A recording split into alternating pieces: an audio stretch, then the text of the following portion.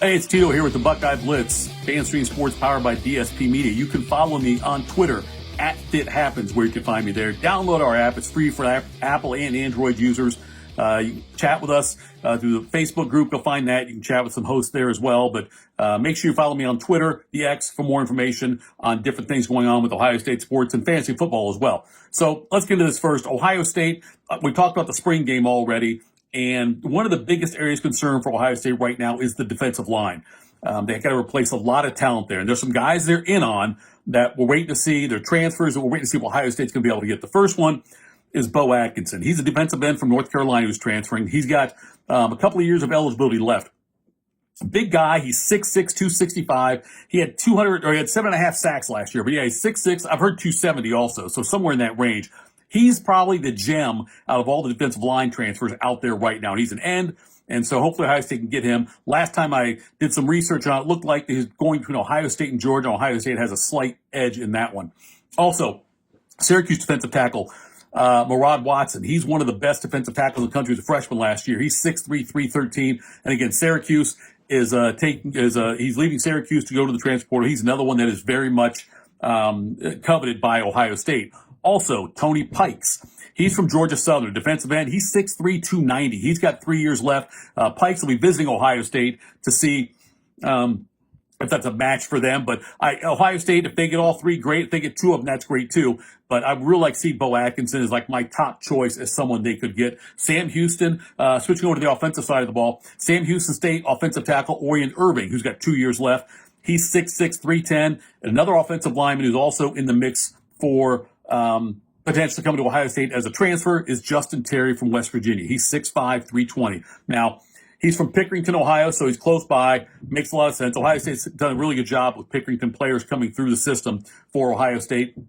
He was a freshman last year, didn't play, and so he's got 4 years left of eligibility, and he's visiting later on this week as well for visiting Ohio State to see if there's a match there. All right, we got the NFL draft this week, and Ohio State's going to have a banner day at the draft. Not necessarily at the top, but the draft, I've been reading all kinds of different mock drafts and reading the latest news, and on Thursday night when the first round goes off in the NFL draft, Josh Simmons is likely a first-round pick. He might be the only Buckeye to go in the first round, the offensive tackle, who was really playing well until he got hurt in that Oregon game, but looks like a full recovery for him.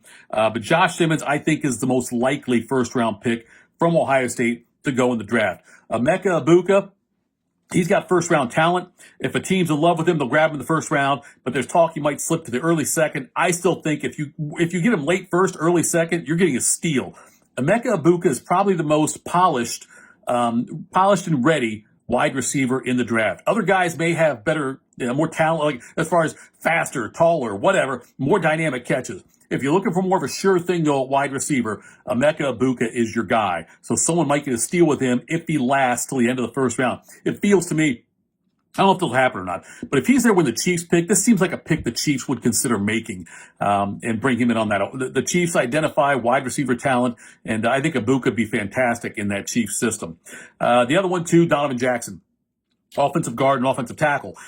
He was a guard, switched to tackle this year because of all the injuries, but showed some versatility. He can play almost anywhere there on that offensive line.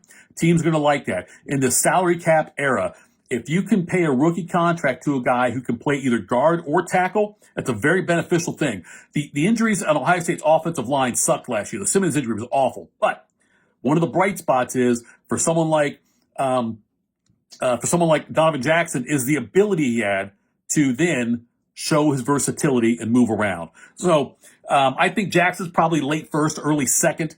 Travion Henderson, the running back for Ohio State, someone getting a lot of play lately. I talked to Albert Breer recently, and he said he is shooting up draft boards, and he might very well be the second running back taken. Amari Hampton, the running back for North Carolina, is widely considered to be the number 2 running back in this class. But and Hampton's a dynamic talent from North Carolina. He really is. But Henderson, people are falling in love with his tape, with his game speed, with the punishing way he runs, and a lot of people compare it like a Jahmyr Gibbs kind of thing, where Henderson, who could also catch passes out of the backfield, but Henderson could go in the first round. He could sneak in there if someone falls in love with him enough. And we know the Bears, the Raiders, and Broncos are all looking at running backs. Jacksonville may be in the mix for running back too. But if St. Janty and then Hampton go off fairly early, you might see a team try to trade up to grab Travion Henderson. Quite frankly, I think Henderson's the second best back in this draft. I think he's ahead of Hampton in my opinion. But so he is somebody who I think will probably go in the second round, the latest. His backfield running mate last year, Quinshon Judkins, he'll also likely go later in the second. Another one, look, both these guys are benefiting. They were great for each other last year because at Ole Miss, where Judkins came from, he was a workhorse back there. They gave him a lot of carries in his a lot of touches his first couple of years there. He comes to Ohio State, and he and Henderson get to spell each other. Henderson was helped by having Judkins here, and Judkins certainly was helped by not putting the wear and tear on his body that he could have if he hadn't transferred to Ohio State. But both of them are very highly regarded by NFL draft people, and so I think both guys will go in the second round. Hampton, who's 6 feet, 221 pounds, he ran a 4.46 in the 40, and they talk about he could be the best one in this class, but I still think it'll be Janty first. And then some of the things I saw was that one NFL, I saw this article in Athletic, and an anonymous running back coach said that Henderson was the second best guy. He's physical, he's violent, he's so twitchy and so elusive. He can catch. He also catch. So that was in an article on The Athletic also. They said about Quinshon Judkins. He's not as dynamic as Henderson, but he's a hard runner. He'll hunt guys down and run through their faces. So I like that about him. Other ones, they both got a whole lot of love from scouts and from running back coaches throughout the NFL. So most mock drafts have Ty Williams going in the second round as well. He's the defensive tackle. And then when you get to the defensive ends, you get Jack Sawyer. Also, he's another one that I think is, and also JTT. Those are a couple guys that will be probably the next Buckeyes taken after those ones I just mentioned. Safety Lathon Ransom, another one. Look, I'm so impressed with Ransom. If Ransom goes, Ransom I'm sure killed the interview process. And he, by the way, he's a future media star if he wants to be. But he's because of how he comes off, how professional he is when you talk to him, it breaks ties. If somebody say we need a safety, it's either this guy or Ransom, and they're very close, and they can't put the two, like they can't separate the two.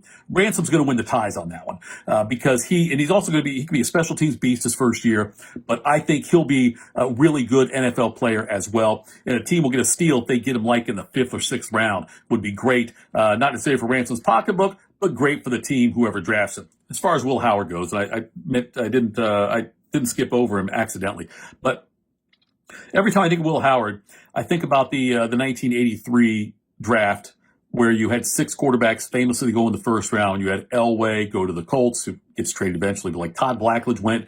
Who else? Ken O'Brien went in that one. Tony Eason went in that one. I'm forgetting one person, but Jim Kelly went. That's the other one. And then the 6th one was Marino. He went last of those. He went to the Miami Dolphins at the end of the first round. And I'm not comparing Will Howard to Dan Marino. Don't get me wrong on that one. But I am saying that Dan Marino went to the best possible situation he could have gone to when he went to Miami. Now, Elway from the Colts and traded to the Broncos. They struggled a little bit early on, but Elway was good enough to find his footing. The other guys didn't necessarily always go to great situations. Eason going to the Patriots, he got beat up. He was out of foot. I know he ended up playing in a Super Bowl, but the one they lost the Bears 46-10. But by and large, he got beat up and did not have great personnel around him, and it wasn't the right fit for him. Blackledge in Kansas City. Kelly went to the Bills a couple years later out of Houston. O'Brien was an okay pro for the Jets. But Marino, though, he goes to a team that was already damn good. The Dolphins were already one of the best teams in the NFL when Marino got there. He goes there, so he has great talent around him, a good offensive line, great weapons at wide receiver, and a Hall of Fame coach in Don Shula. That was, if Marino gone to one of those situations, you might not have seen that happen. Same thing with Mahomes. Mahomes going to 10 when he did to the Chiefs was a blessing because you put him in one of the other franchises that drafted quarterbacks. I think Mahomes went 10th. But anyway, other quarterbacks in the draft. And we wouldn't be talking about the same Pat Mahomes. The best thing for him is being with Andy Reid. So when I think about Will Howard, I'm not saying he's on those guys' levels. Don't get me wrong. But the situation is very important. And there's a few teams that stand out to me that could have interest in Will Howard, that I hope Will Howard would go to. One is the Pittsburgh Steelers, Mike Tomlin. It's a stable organization. Good weapons there, too, with Metcalf, and if you can get George Pickens get going. might not, he doesn't have to go in there and be the savior of the franchise right now. Now, they could end up with Rodgers, still could end up with Kirk Cousins. Not sure what's going to happen there, but that would be a good situation for Will Howard. I think he would fit that well. He's got kind of a Roethlisberger mobility type thing with him, too. He's a big guy with a strong arm. So, also the LA Rams. If he goes to the Rams and he gets to learn under Stafford and Sean McVay, they've also got really good weapons out there. They still have Puka Nacua. They've got Devontae Adams now as well. If you could get him out there and let him learn under McVay, who's an a very offensive smart guy. Sorry for me. The 49ers, another good one. Go with the 49ers. Look, I know Brock Purdy is trying to get a new contract, and the 49ers here are going back and forth with numbers and what he could do. So it might be an opportunity for him to start there, not in the first year, but fairly early in his career, and go there, and they also have a coaching staff there that is very, very smart as far as when it comes to offense goes, and they're great at a system, great at putting a quarterback like Brock Purdy in a position to where he will excel. Another will be the Raiders. The Raiders got Chip Kelly as their offensive coordinator, and obviously got Geno Smith there, but Geno Smith's not the long-term answer at quarterback. New head coach there in Sean Payton. Will Howard to that, and you have Tom Brady heading up some of that scouting, some of the organizational stuff they're going to do. I think that'd be a good move as well. Another team just throwing out there, the Jets. Justin Fields is there, but they gave him a 2-year deal for $20 million, but it doesn't mean, or 2-year deal for $40 million. It doesn't mean he's the long-term answer there at quarterback. So Will Howard could also go there. Cornerback, Denzel Burke, Seth McLaughlin, Ty Hamilton. Those are other guys that will get drafted. Defensive tackle, linebacker Cody Simon, and Jordan Hancock, cornerback, will most likely be day 3 picks in the draft. So lots of Buckeyes could get drafted. None are going to attend. And that was interesting. Josh Simmons was going to attend, and now he's not going to. So we know Buckeyes in Green Bay for the draft when that goes off. A lot of players. It used to be a much bigger deal going to this, but now a lot of players are not going. Shedeur Sanders isn't going to be there, and he's expected to be a first-round pick. So one more thing on the rule change in college football. The rule that screwed Ohio State last year against Oregon, when Oregon deliberately put 12 men on the field, and time ran off on the play.